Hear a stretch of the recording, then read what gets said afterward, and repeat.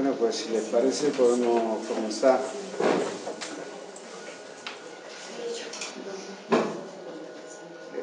Buenas tardes. Esto es una actividad del Ateneo de Granada. Es la quinta sesión que se celebra ya de la serie Textos en la Encrucijada. Una serie que trata de personas con cierta relevancia, que tienen algo que decir en los aspectos profesionales, pero también sobre textos que elijan, que normalmente eligen, pues lógicamente, algún texto relacionado con su interés, ¿no? Entonces, que trasciendan esa profesión y, por tanto, que sean de un interés para todos los ciudadanos. Hoy estará con nosotros Ana Rubio Castro, es una luchadora de toda la vida, feminista y teórica, que aparte de ser catedrática de Filosofía del Derecho de la Universidad de Granada, experta en género, consejera del Consejo Escolar de Estado, miembro del Observatorio Estatal de Violencia de Género y Violencia Doméstica y colaboradora del Instituto Andaluz de la Mujer, forma parte del Consejo de Redacción de distintas revistas y publicaciones en donde difunde su labor.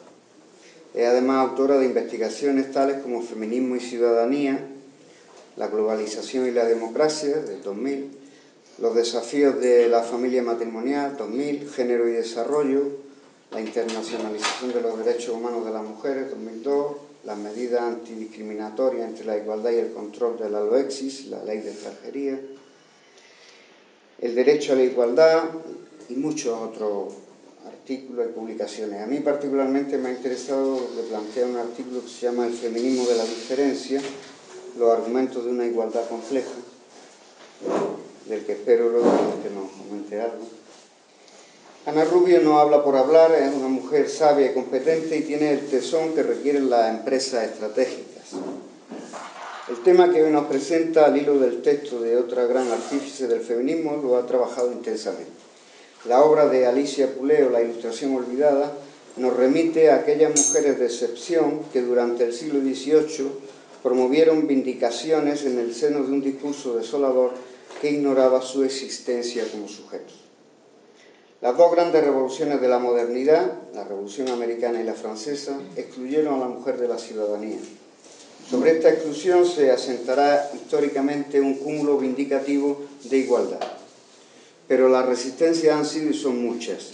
En la cuna de la revolución más decisiva, en Francia, no se consiguió el reconocimiento de esta ciudadanía hasta 1944, cuando tras el valor demostrado de la resistencia durante la ocupación, la sociedad de los hombres se dignó a concederle el derecho al voto. En nuestro país, esta gracia se obtuvo en el breve periodo de la Segunda República para desaparecer rápidamente con el franquismo.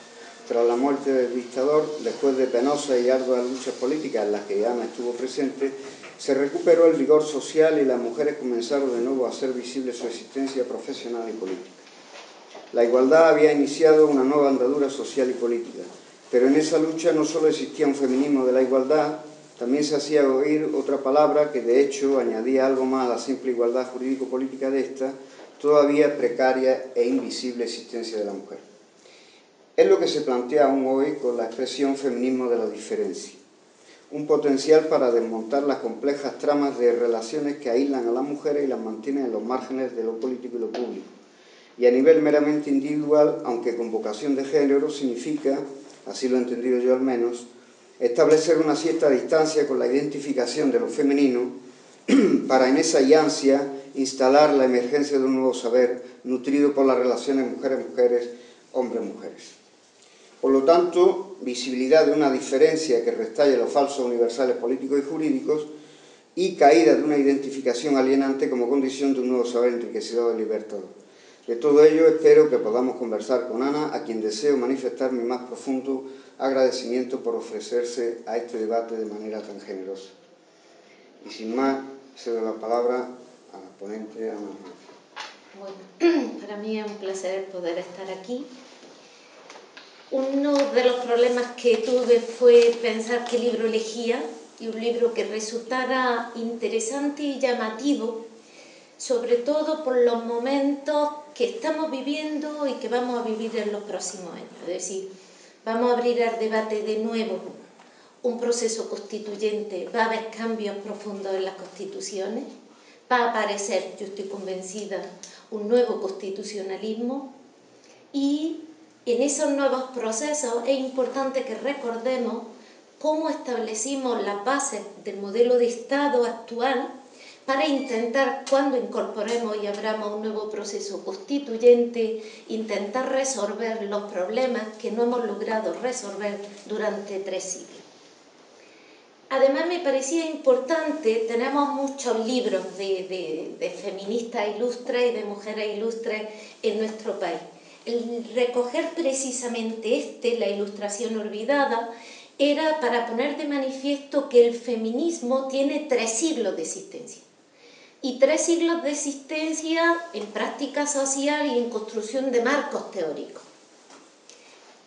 Y lo que dice el diccionario de la Real Academia, que desde luego no es feminista, es que el feminismo es un movimiento social y político que lucha por la igualdad de derechos de hombres y mujeres. Podríamos decir que no ser feminista en este momento histórico es ser premoderno, porque lo que están defendiendo las feministas desde el siglo XVIII es precisamente los grandes ideales de la Ilustración de igualdad y de libertad que trajo consigo el nacimiento del nuevo orden social y posteriormente la construcción de un determinado modelo de Estado, de un determinado modelo de derecho y obviamente de estructura y de orden social. La Ilustración, por tanto, está entretejiéndose en una serie de elementos vindicativos donde las feministas que han hecho también la revolución, por eso yo quería traer textos de cómo las mujeres están interviniendo de forma directa en el proceso de conformación del nuevo Estado y cómo están haciendo propuestas legislativas y cómo están debatiendo el sistema electoral y cómo están peleando por ser reconocidas como sujetos con derechos y también como ciudadanas. Y algo importante, cómo se construye la exclusión de las mujeres. Porque ese es el diagnóstico más importante que tenemos que hacer hoy a la hora de resolver cómo avanzamos en el principio de igualdad de hombres y mujeres. Y por qué a veces las leyes no logran producir los efectos que esperábamos de ellas. ¿Cuáles son los frenos o los obstáculos que impiden ese desarrollo y esa igualdad efectiva entre hombres y mujeres? Por eso me parecía interesante recoger lo claro que tenían, cómo se estaba construyendo su exclusión y qué tipo de vindicaciones estaban elaborando. Sobre todo porque vamos a ver algunas que nos sorprende la actualidad. Si yo os los pusiera encima de la mesa, las votaríamos como si fuera un documento absolutamente actual. El hecho de que estemos 3 siglos pidiendo lo mismo, yo creo que también nos induce a pensar que ahí deben de estar los núcleos, porque nos entierran una y otra vez a través de ese lenguaje sexista que dicen que no es importante, pero que al nombrar solo en masculino la historia y al relatarla solo en masculino, cuando las generaciones siguientes recogen esa memoria histórica, no saben en qué han contribuido las mujeres, no saben qué estaban haciendo las mujeres, no saben cuántas mujeres había en cada uno de esos actos, de esos acontecimientos, etc. Por eso nombrar de forma correcta y nombrar en femenino y masculino para hacer evidente de forma objetiva la realidad y poderla transmitir a través de la memoria histórica y de la historiografía de forma correcta es tan importante. Sí. Por eso es muy significativo que algo que dicen que es una tontería y que algo de feministas que se le ha ido la cabeza y que son ignorantes y estúpidas, si realmente algo tan poco relevante, ¿por qué genera tantísima violencia? Si fuera algo que lo usáramos y no tuviera ningún valor, realmente no recibiría ese tipo de críticas tan feroces que hemos visto últimamente en algunos periódicos.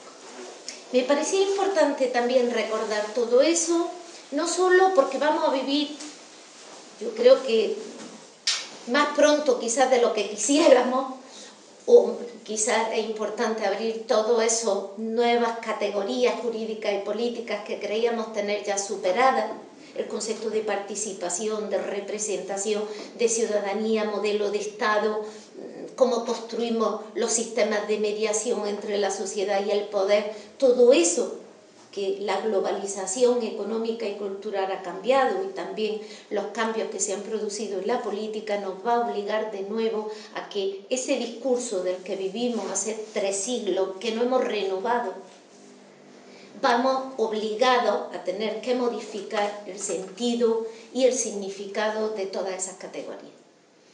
Además es importante por una razón, porque en este momento, y yo os traigo un par de artículos, uno es de un periódico de tirada, de los más importantes de tirada a nivel internacional, a nivel nacional, y otro es un artículo del Diario de Información sobre actualidad política, social, económica y eclesial.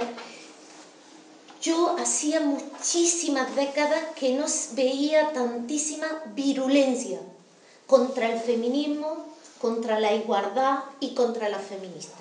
Porque una de las estrategias de descalificación del discurso es precisamente no tener que entrar a analizar el contenido del mismo, descalificando sin más a las personas que defienden determinados principios o ideales. Si son unas ignorantes, si son estúpidas, si son burdas, si no saben lo que dicen, obviamente absolutamente todas las propuestas o todas las teorizaciones que proponga no tienen ningún valor. Con lo cual no me tengo que estudiar nada. No tengo que analizar la complejidad de un discurso que tiene 3 siglos de existencia y que además desarrolla una práctica social mantenida y reiterada durante más de 3 siglos. No estamos hablando de algo, por eso, que aparezca de pronto. Y además me interesaba de estos textos algo muy importante, también para desmontar mitos y estereotipos. Los feministas, la mayoría de los que están aquí recogidos, son hombres. En esa idea de que feministas son solo las mujeres, no. Feministas son aquellas personas que luchan por la igualdad de derechos.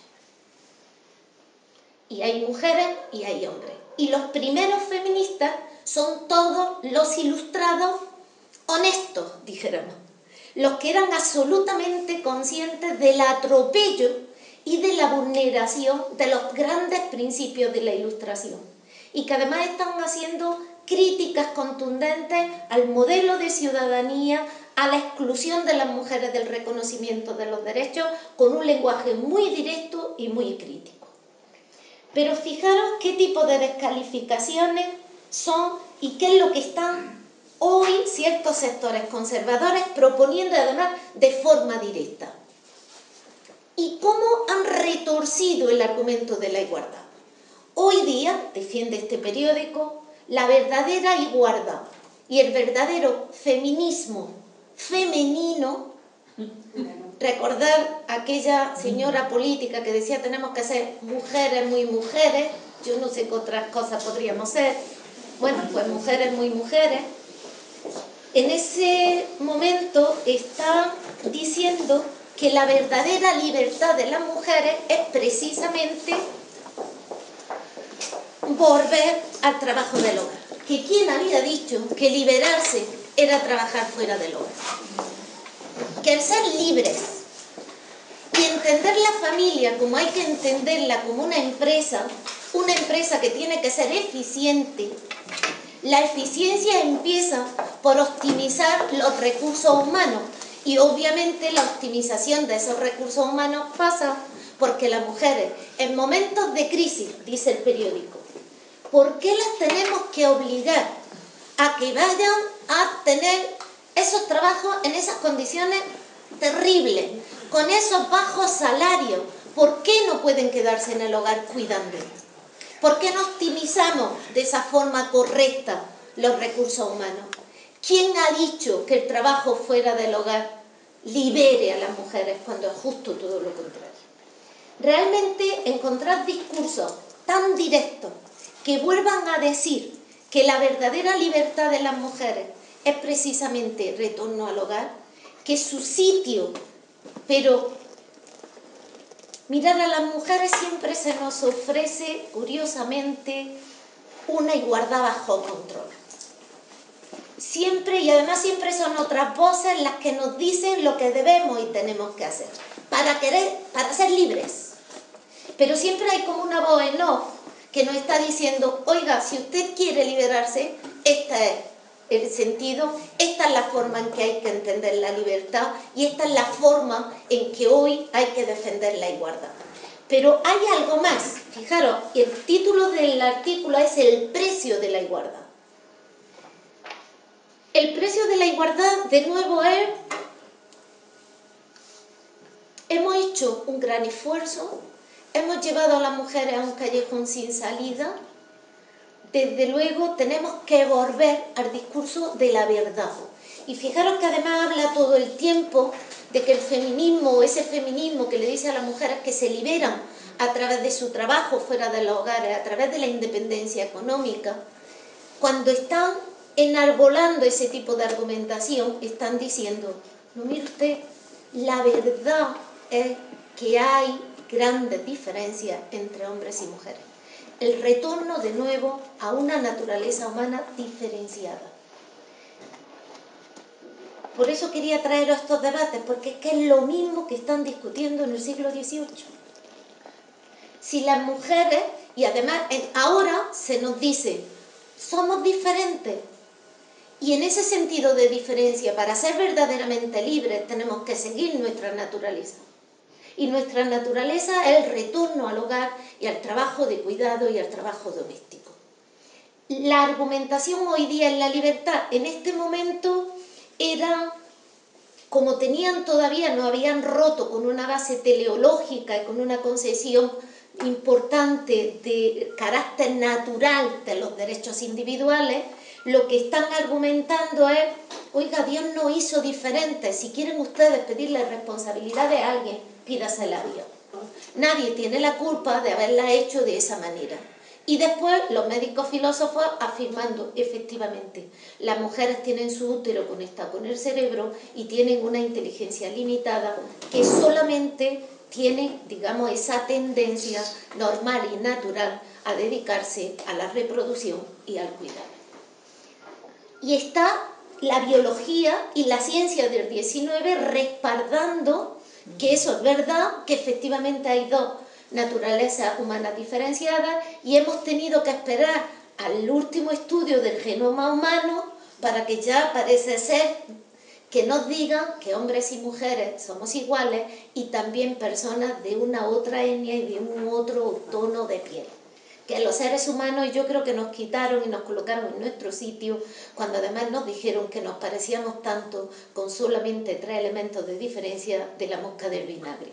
Con lo cual nos dejaron en nuestro sitio con esas grandes dimensiones de carácter sublime y trascendente de la razón humana. Me ha preocupado ese retorno a un discurso tan absolutamente que creíamos obsoleto. El que de nuevo sectores conservadores vuelvan a utilizar una contraargumentación tan virulenta, porque fijaros lo que dice este otro, que está hablando del derecho antidiscriminatorio, de todo lo que España ha desarrollado desde prácticamente el año 2003 hasta las últimas leyes, precisamente intentando no solamente promover igualdad, sino erradicar privilegios e intentar erradicar de la estructura y de las relaciones sociales aquellas situaciones que producen algún tipo de hándicap o de menoscabo en las personas, porque eso es la discriminación. Y entonces está diciendo lo siguiente: esa obsesión por la no dominación, esa preocupación constante por la no discriminación, tiene su origen en un cierto desquiciamiento del principio de igualdad. Esto es una ideología destructiva